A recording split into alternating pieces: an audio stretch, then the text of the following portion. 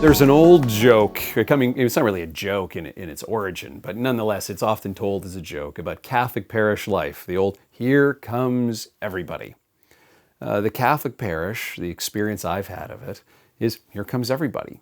The rich are there, the poor are there. People from this country are here and that country are here. People of this taste and that taste, this political persuasion and that political persuasion.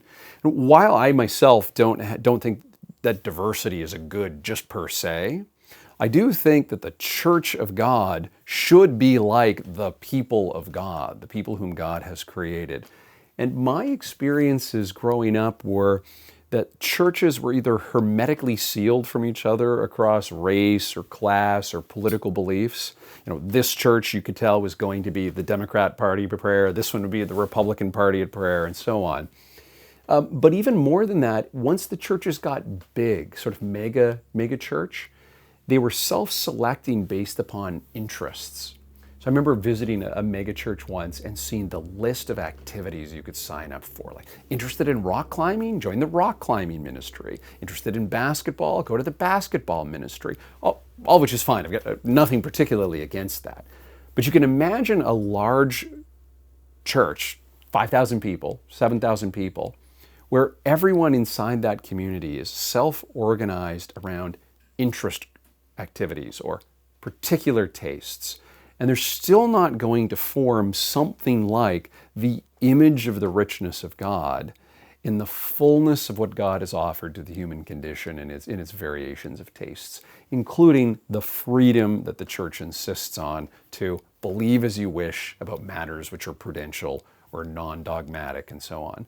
Whereas the Catholic Church, you show up and everybody's there, and it's a squabbling big family sometimes, as it ought to be. You don't need to be particularly skillful to participate in the Mass. Here's what I mean by that. The sermons that I grew up hearing were intellectual activities.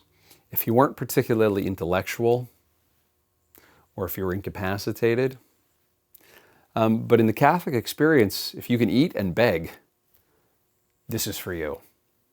Or if you sin, this is for you. My wife and I often tell a story of comparing a church that we went to, Protestant church, before the Catholic Church. And there were small group leaders in this church who were given kind of quasi-pastoral status.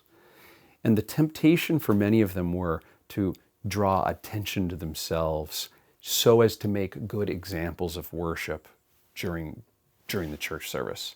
So instead of looking at the tabernacle or looking even at the pastor, we were looking at each other as we demonstrated to each other our facility and our capacity to worship well. One of the I find at least still somewhat strange aspects of Catholic worship. So in some sense, nobody knows that you're there or cares that you're there in some way. And yet, as a result, there is this equalizing of you are here as a member of the body of Christ. The service would continue even if no one was there except the priest. Nobody showed up that day. We'd still have the sacrifice. And yet, in the tabernacle is Jesus, and he's looking at you and only at you. So this massive institutional normalcy, in the face of which everything is equal and everyone is equal, and you don't need to be especially gifted, and yet it's you and Jesus alone.